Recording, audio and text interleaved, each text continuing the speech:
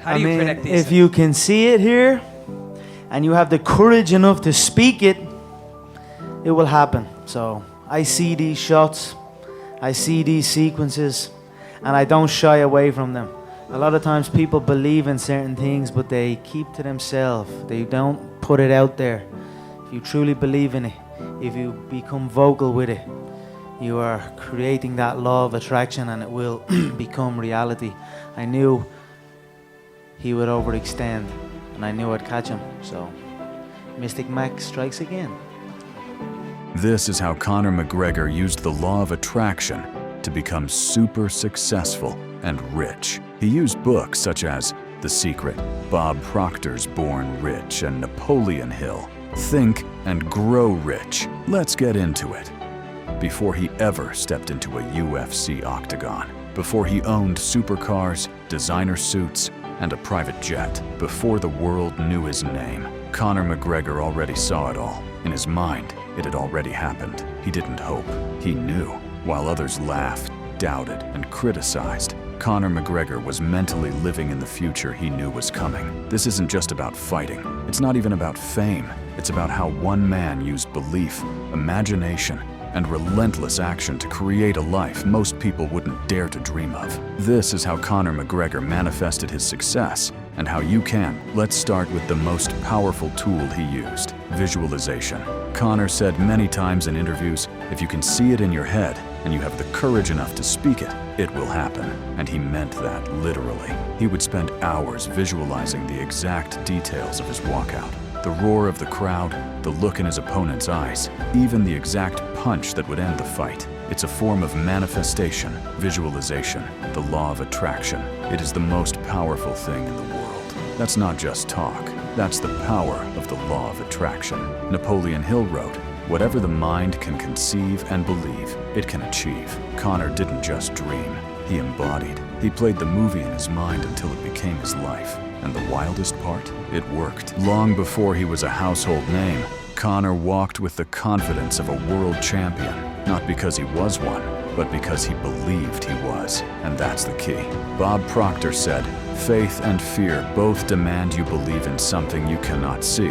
You choose." Most people wait for evidence before they believe. McGregor believed, and then created the evidence. He didn't need approval, credentials, or a perfect record. His mind was already there. And as Napoleon Hill said in Think and Grow Rich, the starting point of all achievement is desire. Keep this constantly in mind. Conor didn't just have desire, he had faith, fueled by repetition and obsession. Here's where things get next level. Conor didn't wait until he had money to start acting wealthy. He wore sharp suits when he was broke. He carried himself like a global icon while cashing welfare checks. He spoke with confidence before the world had a reason to listen. Sound arrogant? Maybe. But it's also the most important principle in manifestation.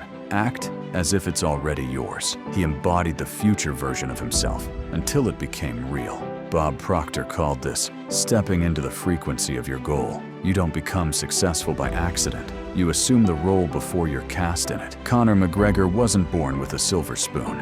He grew up in a working-class neighborhood in Dublin. He was bullied. He struggled financially. At one point, he had less than 200 euros to his name, but none of that defined him. He once said, "I kept having these dreams of becoming the best, and I just kept believing in them." Your self-image controls your results. Bob Proctor said, "The image you hold of yourself sets the boundary for your life." Conor rebuilt his self-image from the ground up, not as a fake identity, but as a conscious creation. He chose who he wanted to become, then showed up as that person daily, before the world gave him permission. None of this would matter without action. Conor trained relentlessly, hours in the gym, endless repetition, unbreakable discipline. But here's the difference. He didn't act from desperation. He acted from certainty. He moved as someone who knew the outcome was already his. Napoleon Hill said, "Desire backed by faith knows no such word as impossible." That's how Conor approached everything.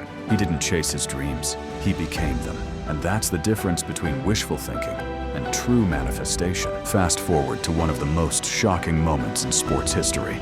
Conor McGregor versus Floyd Mayweather. A UFC fighter boxing the undefeated king of the ring. Everyone laughed, but McGregor wasn't surprised. He manifested it. I will be the first to knock Mayweather out. I will shock the world. Even though he didn't win, McGregor made over $100 million in a single night, from welfare checks to 9 figures, through vision, belief, and bold alignment. That's the law of attraction at its highest level, seeing no limits on what's possible, even after losing, even after setbacks. His belief stayed solid. Why? Because his success wasn't built on results. It was built on identity.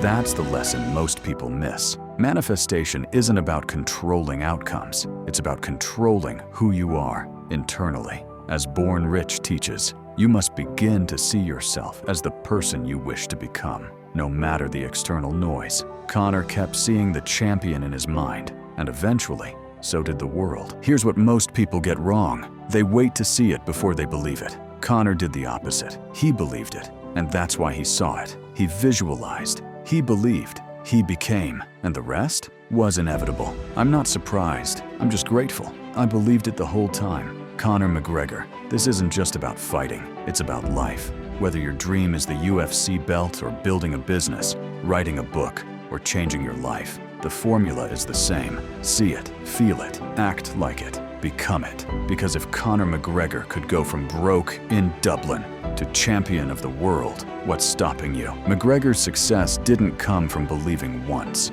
He trained his mind every day. He repeated affirmations, visualized victories, spoke his goals so often that they became his identity. This is what The Secret calls impressing your subconscious. Because when your subconscious believes you're already successful, you'll move, decide, and create like someone who already has it. And eventually, reality catches up. McGregor didn't chase his dream. He became it, first in his mind, then in the world. His success didn't end with just being the UFC champion. The year was 2018. Conor McGregor wasn't just focused on fighting anymore. He had his eyes on something bigger: legacy, ownership, a brand that outlives him.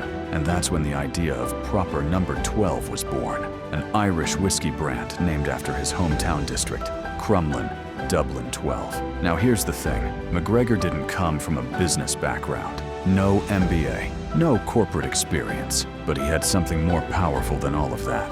Belief, vision, intentional energy. In his own words, you've got to see it in your mind, believe it with your heart, and speak it into existence. He didn't just want to sell whiskey, he wanted to dominate the space. That was the intention from day one. If this video inspired you, drop a comment below. I believe it before I see it. Say it loud, type it bold, because when you believe it, feel it, and move like it's already done. The world has no choice but to match you. Hit like, subscribe, and share this with someone who needs to hear it. Until next time, visualize, speak it, manifest like McGregor.